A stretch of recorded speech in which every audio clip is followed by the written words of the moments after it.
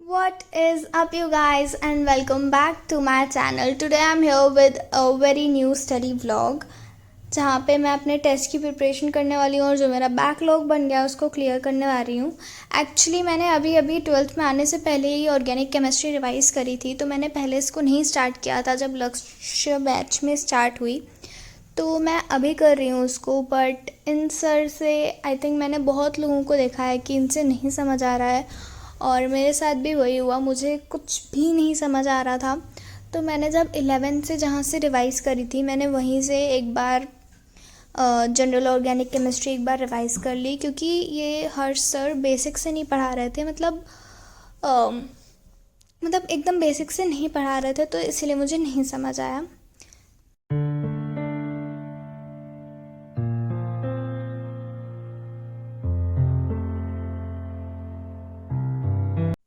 And then मैं पढ़ने लगी केवी एजुकेशन से, जहाँ से मुझे एकदम सिंपल लैंग्वेज में और एकदम बेसिक्स से बहुत अच्छे से समझ आता है organic chemistry, inorganic chemistry and even biology.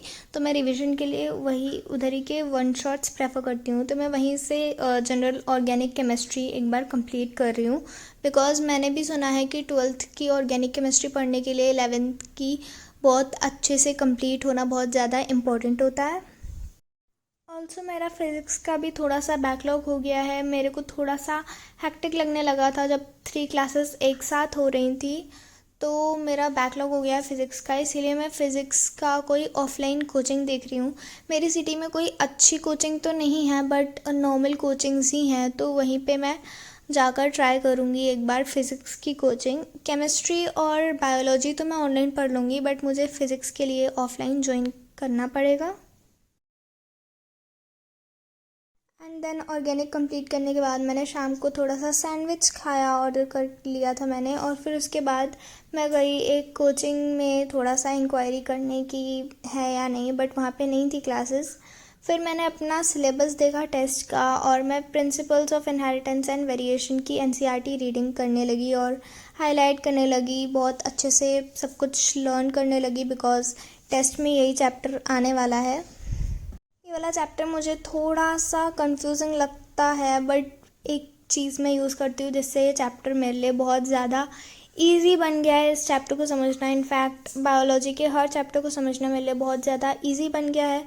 और मैंने एक वीडियो देखा था जहाँ पे उन्होंने बताया था कि हमें PYQ सॉल्व करना बहुत ज़्यादा इम्पोर्टेंट होता है, बिकॉज हम अगर नीट का एग्ज़ाम दे रहे हैं तो हमें नीट के कैसे क्वेश्चन नीट में आते हैं वो पता होना बहुत ज़्यादा इम्पोर्टेंट होता है।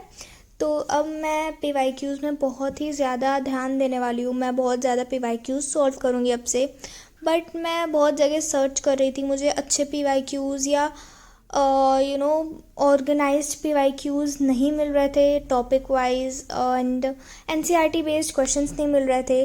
तो मैंने डिस्कवर किया ये ऐप मीमोनीट, जहाँ से मैं NCERT से रीडिंग करके और फिर क्वेश्चन सॉल्व करती हूँ। MCQ based and NCERT based questions रहते हैं वहाँ पर, तो बहुत इजी हो जाता है मेरे लिए। एंड यहाँ पे आपको फिज़िक्स के लेक्चर्स, ऑर्गेनिक केमिस्ट्री के name reactions, physical chemistry and inorganic chemistry भी मिल जाएगी। आपको तीनों के MCQ types questions, jumbled words, match the column type question सब मिल जाएंगे। एंड इवन आपको बायोलॉजी के पॉडकास्ट, मीम्स, नोट्स, ये चीज़ें भी मिल जाएंगी, जो कि लर्निंग को बहुत ज़्यादा ईजियर बना देती हैं। And you can download Mimoneat app from the link given in description. Use code MNL300 to get 300 rupees discount on the subscription.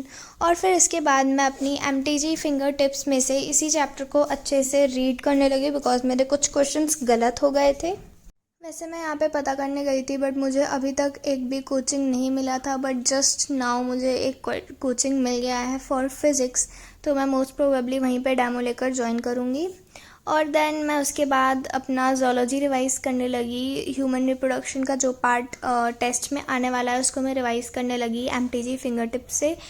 MTG finger tips में भी बहुत अच्छे से दिया रहता है। I always prefer MTG finger tips over any other book, because उसमें एकदम सिंपल लैंग्वेज में और NCERT से ही दिया रहता है, और उसमें टॉपिक्स डिवाइडेड रहते हैं, इसलिए बहुत ज़्यादा इजी हो जाता है उनको रीड करना।